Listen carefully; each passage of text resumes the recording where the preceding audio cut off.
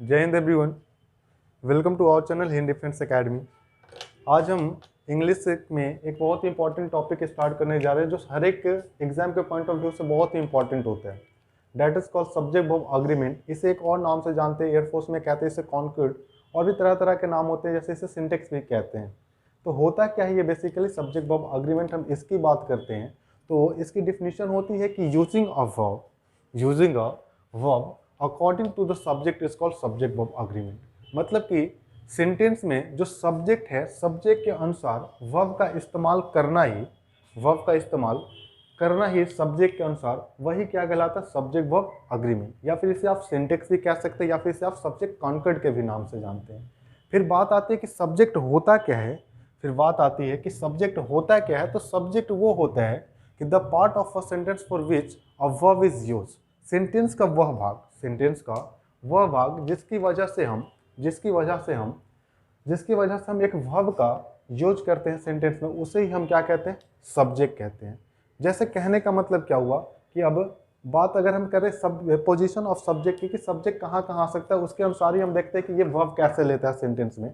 ठीक है, जैसे मैंने बताया कि पोजीशन ऑफ सब्जेक्ट में क्या क्या होता है, ये कहाँ कहाँ आता है। पोजीशन ऑफ सब्जेक्ट कहने का मतलब है कि ये सेंटेंस में कहाँ कहाँ आ सकता है। तो सबसे पहली बात, आप जितने भी सेंटेंस देखते हो कि बहुतों के मन में होता है कि सिर्फ ये शुरुआत में आता है, तो ये शुरुआत में भी आता है, लास्ट में भी आता है और मिडिल में भी आता है। ये सब्जेक्ट का प्लेसमेंट कहीं भी हो सकता है, और subject can be use anywhere in the sentence. Means आप इसे बिगिनिंग में भी कर सकते हैं, एंड में भी कर सकते हैं और मिडिल में भी कर सकते हैं। जैसे आप पहला एग्जाम्पल देख रहे हैं कि Ram is an intelligent student, लिखा हुआ कि Ram is an intelligent student.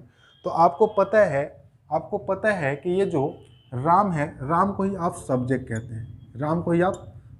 कहते हैं। और दूसरी चीज़ से आप ऐसे भी देख सकते हैं कि जैसे ही मैंने राम और श्याम दो किया, यहाँ पे ये नेम था, नेम को जैसे ही मैंने नेम्स किया, इट मीन्स एक से ज़्यादा मैंने सिंगुलर से जैसे ही इसे प्लूरल बनाया, तो आप देख पा रहे हो कि यहाँ एक चेंजिंग आ रही है। वो चेंजिंग कौन सी है कि आर आ गया। यहाँ पे राम की वजह से आप क्या इस्तेमाल कर रहे थे, एज, और राम एंड रौनक जैसे ही आया आपने क्या इस्तेमाल कर दिया, आर।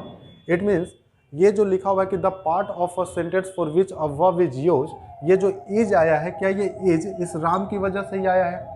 ये जो आर है कि ये आर राम और रौनक की वजह से आया है। और जब इसकी वजह से आया तो क्या ये सेंटेंस का वही पार्ट है, जिसकी वजह से आप वर्ब का इस्तेमाल कर रहे हैं। और जब वही पार्ट है सेंटेंस का जिसकी वजह से आप वर्ब का इस्तेमाल कर रहे हैं सेंटेंस में, तो इस जिसकी वजह से हम वर्ब का इस्तेमाल करते हैं उसे ही आप क्या कहते हैं, सब्जेक्ट कहते हैं। तो क्या हमारा यहाँ पे राम और रौनक, ये दोनों में यहाँ पे राम एंड रौनक, क्या ये दोनों सब्जेक्ट हैं दोनों सेंटेंस के। वैसे जब आप आगे देखते हैं, तो एंड वाली अगर बात करें हम, लास्ट वाली बात आप क्या देख रहे हैं कि यहाँ जो लिखा हुआ है कि हु एम आई, जैसे ही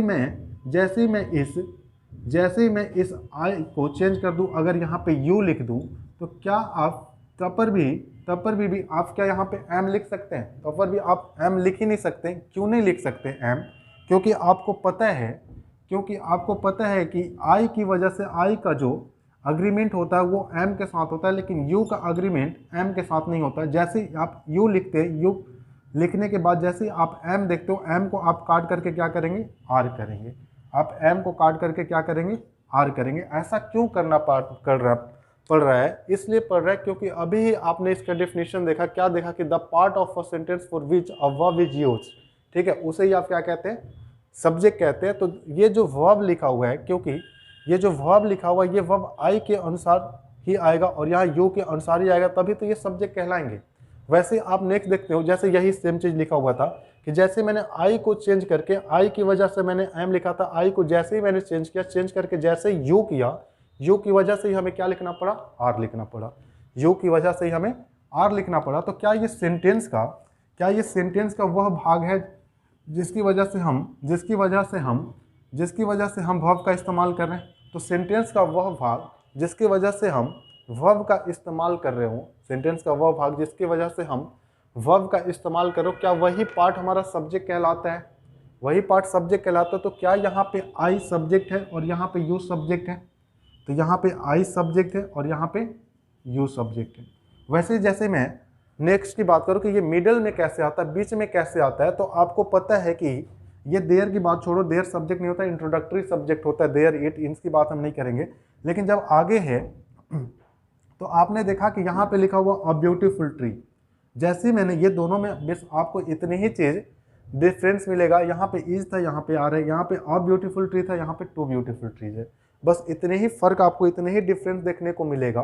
ठीक है, तो आप देख पा रहे कि जैसे यहाँ पे लिखा हुआ था a beautiful tree, a beautiful tree की वजह से आपने क्या लगाया था, इज लगाया था। ये जैसे ही टू हुआ, क्या टू के साथ भी आप इज लिख पा रहे हो क्या?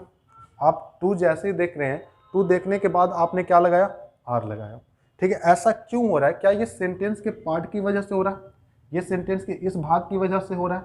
और जब इस भाग की वजह से हो रहा है तो सेंटेंस का वह भाग जिसकी वजह से आप वर्ब का इस्तेमाल करते हैं वही सब्जेक्ट कहलाता है, वही सब्जेक्ट कहलाता है। तो क्या इसका जो इज का इस्तेमाल हुआ है, क्या अ ब्यूटीफुल ट्री की वजह से ही हुआ है? और अगर अ ब्यूटीफुल ट्री की वजह से ही हुआ है तो क्या इसको आप एक नाम से जानते हैं, डैट इज कॉल्ड सब्जेक्ट। और यहाँ पे भी जब आर की बात कर रहे हो तो इज से ये आर कब करना पड़ा हमें, ये टू ब्यूटीफुल ट्रीज की वजह से। और जब टू ब्यूटीफुल ट्रीज की वजह से हमें इज की जगह आर लिखना पड़ा, तो क्या इस पार्ट को भी आप, इस पार्ट की वजह से ही क्या ये आर आ रहा है? इट मीन्स इस पार्ट की वजह से आप एक वर्ब का इस्तेमाल कर रहे हैं, इस वर्ब का इस्तेमाल करें, तो क्या आप इस आर की वजह से इसके वजह से ही आप आर का इस्तेमाल करें, तो क्या आप इसे सब्जेक्ट का नाम देंगे, ये सब्जेक्ट का नाम देंगे?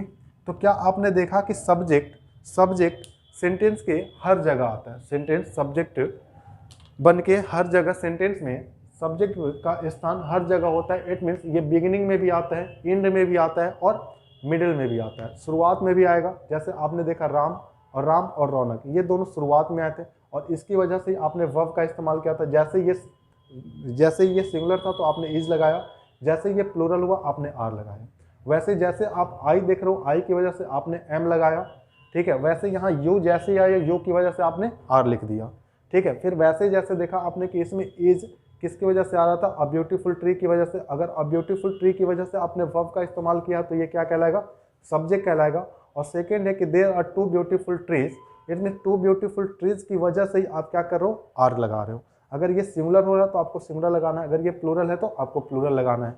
तो ये ऐसे हम सब्जेक्ट को पहचानते हैं और सब्जेक्ट का पोजीशन कहाँ कहाँ होता है हम उसकी बात करते हैं। ठीक है, आपने क्या क्या सीखा? आपने सीखा कि सब्जेक्ट के बेसिक डिफिनीशन क्या है, फिर पोजीशन ऑफ सब्जेक्ट क्या है।